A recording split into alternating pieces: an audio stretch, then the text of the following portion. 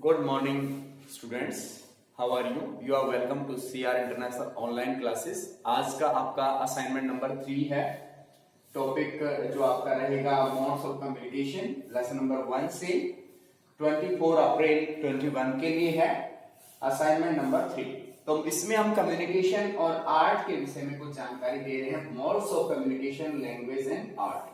इसमें संप्रेषण की विभिन्न प्रकार की तकनीकें जो कि आज के समय में हम इस्तेमाल करते हैं, जैसे आज हम टीवी, रेडियो, मोबाइल या फिर संकेतों के जरिए या भाषा को लिख करके, बोल करके, संकेतों में समझाते हुए, हाव भाव से समझाते हुए आज हम विभिन्न तकनीकों का सहारा लेकर अपनी बात को दूसरों तक पहुंचा देते हैं. लेकिन आदि मानव को ये सब नहीं पता था. उन्होंने हमें धीरे धीरे करके एक एक करते हुए छोटी छोटी चीजें सीखना शुरू किया.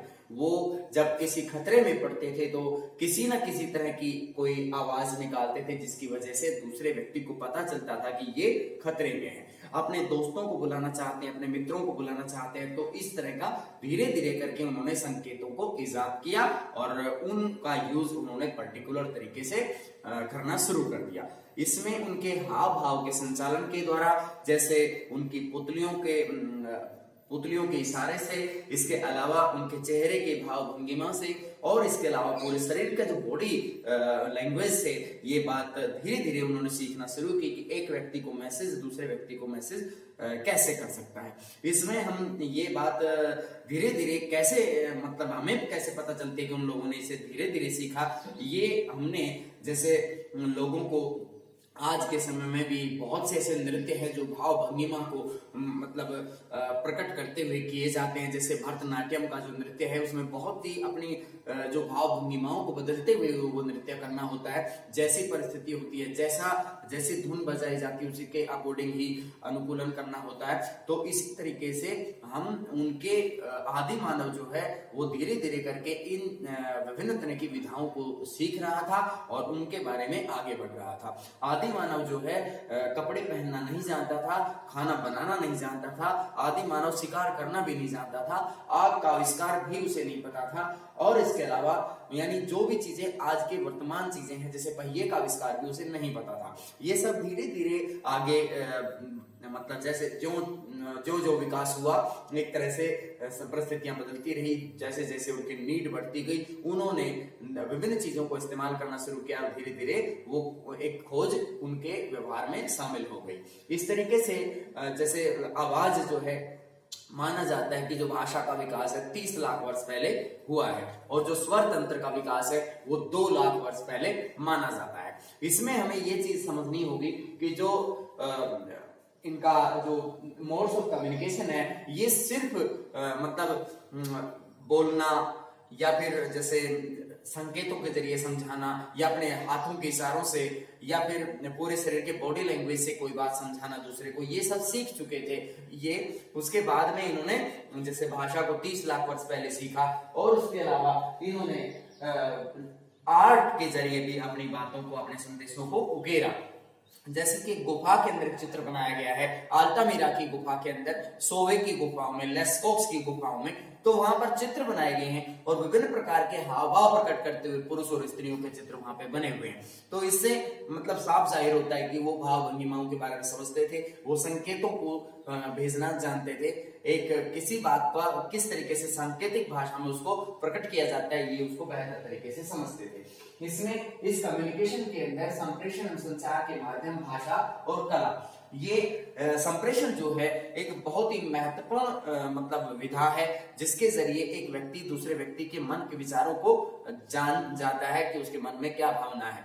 इस तरीके से जैसे आंखों के इशारों से, या फिर हाथों के इशारों से, या फिर पूरी बॉडी लैंग्वेज के इशारे से बहुत चीजें प्रकट होती हैं, जिनके जरिए किसी व्यक्ति का जैसे ईर्ष्या भाव का या फिर उसके प्रेम भाव का पता चल जाता है.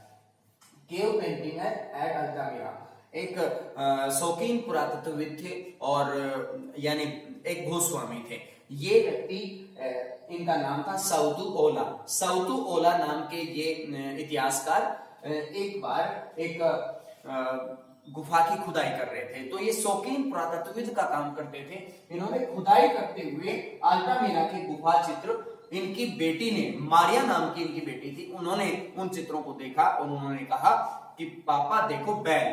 तो उन्हें बैल नजर आया, गुफा के अंदर ऊपर बना हुआ था, लेकिन इस व्यक्ति ने उस मारिया की बातों को हंसी में उड़ा दिया। लेकिन वास्तव में जब उसने देखा कि वहां पर चित्र बनाया गया है और वो चित्र, उसमें रंग नहीं भरा गया है, रंग भरने के लिए पेस्ट का इस्तेमाल किया गया है, जो कि विशेष प्रकार की कलई है, पेस्ट है, जिसको बनाना आसान नहीं है। ये उन्होंने देखा कितनी बहुत ही सुंदर आकृति का चित्र उन्होंने बनाया, तो उन्होंने इनका चित्र जो है और लोगों को दिखाया। लोगों ने विश्वास नहीं किया, लोगों ने ये माना कि बहुत बाद के समय का चित्र है। लेकिन जब लोगों ने बहुत गहन जांच की उसके विषय में, इतिहासकारों ने जांच की, तो फिर सब क्लियर हो गया कि जो मतलब यहाँ पे जो चित्र बना हुआ है, गुफा के अंदर जो चित्र है, वो वास्तव में बहुत ही मतलब उसी समय का है जिस समय के बारे में सवतु ओला बयान कर रहे थे, और तब उनकी बात को महत्व दिया गया। तो इनका मतलब ये था कि ये पशुओं के चित्रकारी करना पसंद जानते थे और विभिन्न प्रकार की अपनी बात को कहने के लिए, अपने संदेश को पहुंचाने के लिए, हो सकता है इस तरह के सांकेतिक भाषा का इस्तेमाल भी ये लोग करते हैं। तो ये अल्तामिरा जो है स्पेन के अंदर पड़ने वाली गुफा है, और फ्रांस के अंदर दो गुफाएं हैं, लेस ओक्स और सोवे, दो तरह की गुफाएं फ्रांस में पड़ती हैं। Early encounters with Hunter gatherers in Africa, Africa में शिकारी संग्राहकों के साथ प्रारंभिक संपर्क। यहाँ पे हम देखते हैं कि जो शिकार करने की जो प्रक्रिया है, उसमें जैसे हम early encounters with Hunter gatherers, यानी शिकारी और संग्राहक समाज, वर्तमान के जो शिकारी संग्राहक समाजों से अगर हम ये जानकारी जुटाने की कोशिश करते हैं, तो उस समय का और आज के समय में बहुत ही बड़ा भेद सामने आता है। इसमें वो क्यों ऐसा है? क्योंकि उस समय की परिस्थितियां डिफरेंट थी, आज की परिस्थितियां डिफरेंट हैं। तो उन परिस्थितियों को जब तक हम उन परिस्थितियों के अकॉर्डिंग नहीं समझेंगे जो इतिहास काल के दौरान रही, तो उनके जरिए सही संदेश हम तक नहीं पहुंच सकता है। इसलिए जैसे हाजा जनजाति जो है आज शिकारी और संग्राहक समाज की तरह मतलब जीवन का गुजारा करते हैं, जो कि अफ्रीका महाद्वीप में निवास करते हैं, लेकिन हम उनके जरिए इतना अंदाजा लगा सकते हैं कि शिकारी और संग्राहक समाजों का जीवन वहां पर कैसा रहा होगा। शिकारी और संग्राहक समाज कंदमूल इकट्ठा करते थे, विभिन्न प्रकार के शिकार करने में विश्वास करते थे, शिकार करते थे, और शिकार किए हुए जानवरों को मार के भी खाते थे। यानी एक तरह से मतलब ऐसा था कि पहले बहुत ज्यादा अगर समय पहले की बात की जाए, यानी लगभग 2 लाख वर्ष पहले या 2.5 लाख वर्ष पहले की बात की जाए, तो ये लोग मतलब शिकार करना सीख चुके थे। तो एग्जैक्ट जो अवधि है शिकार करना सीखने की, वो 5 लाख वर्ष पहले की है। 5 लाख वर्ष पहले शिकार करना ये लोग सीख गए थे। अगर उससे पहले की अवधि के बारे में अगर हम देखें, तो ये लोग शिकार करना नहीं जानते थे। इन्हें किसी दूसरे पशु के द्वारा शिकार किया हुआ जो जीव है उसके मरे हुए शव से ये मांस खुरस करके खाते थे, और कंदमूल खाते थे, फल वगैरह खाते थे। फल यानी विभिन्न प्रकार की जो शाकाहारी चीजें हैं उनका सेवन भी ये लोग करते थे। मछलियों को का भी ये लोग बहुत बाद में शिकार करने लगे। इसमें हाजा hunter gather society from the present to past, इसमें हाजा शिकारी संग्राहक समाज से हम इतना जरूर जान सकते हैं कि जो वर्तमान में उनकी जीवन शैली है वो इस तरह की रहती है कि वो पर्याप्त मात्रा में शिकार करते हैं। वो दुनिया भर के किसी भी कोने में इतना मांस नहीं खाया जाता जितना इस हाजा जनजाति के द्वारा ये मांस का सेवन किया जाता है। और इस तरीके से हाजा जनजाति शिकार करती है और संग्रहण का काम करती है। संग्रहण का मतलब होता है जो चीजें उन्हें मिलती हैं, खाद्य पदार्थ जो भी मिलते हैं, वो उनको कलेक्शन करते रहते हैं, इकट्ठा करके रखते हैं और फिर उनका इस्तेमाल करते हैं। इसके बाद है ethnography, the study of contemporary ethnic groups. Ethnography क्या होती है? इसका मीनिंग होता है कि जनजातीय समूहों का समकालीन परिस्थितियों में अध्ययन करना होता है। इसमें एंथ्रोपोलॉजी जो है, it is a discipline that studies human culture and evolutionary aspects of human biology. इसमें जो एंथ्रोपोलॉजी है वो क्या है? मानव जीव विज्ञान के विभिन्न पहलुओं को, मानव संस्कृति और उसके उद्भव से संबंधित ये जानकारी हमें प्रदान करता है। यानी मानव की उत्पत्ति से संबंधित जानकारी, मानव की कल्चर से संबंधित जानकारी, ये ह्यूमन बायोलॉजी के बारे में, उसके विभिन्न पहलुओं के बारे में हमें जानकारी ये प्रदान करता है। इसको एंथ्रोपोलॉजी कहा जाता है। इस प्रकार ये टॉपिक आपका कंप्लीट है। इसमें एक बार फिर से हम रिवाइज करेंगे। इसमें कम्युनिकेशन के प्रभाव के विषय में बताया गया, modes of communication, language and art, इसमें किस तरीके से भाषा का विकास हुआ है, उन लोगों को जरूरत महसूस हुई होगी, क्या पता वो किसी खास परिस्थिति में पड़े हो या फिर किसी चुनौतीपूर्ण परिस्थिति में तो उन्होंने मदद के लिए गुहार लगाई हो, जिसकी वजह से वो लैंग्वेज ईजाद कर पाए। यहाँ पे आर्ट के विषय में कहा गया कि ये कोई भी ड्राइंग वगैरह बनाते थे तो उन ड्राइंग के अंदर कुछ ना कुछ इस तरह का संदेश शायद देते होंगे दूसरे व्यक्ति के लिए, ताकि वो उसे समझ सके और उसका यूज कर सके। तो संप्रेषण की जो तकनीक है आज के समय में जितना हम जानते हैं, ये बहुत ही धीरे धीरे सीखी गई है। आदि मानव को ये संप्रेषण शुरुआत में बिल्कुल कुछ भी नहीं पता था, कम्युनिकेशन उसे नहीं आता था, बातचीत नहीं करते थे। धीरे धीरे उन्होंने बोलना शुरू किया है, बोलने के शाब्दिक अर्थों को पहचानना शुरू किया। धीरे धीरे संकेतों के अंदर भी उन्होंने बहुत समय तक संकेतों में भी बातें की हैं, तो इस तरीके से जो कि भाषा का एक हिस्सा होते हैं। इसमें अल्तामिरा जो गुफा है ये स्पेन के अंदर पड़ती है। इसमें एक शौकीन पुरातत्वविद होते थे जिनका नाम था सौतुओला।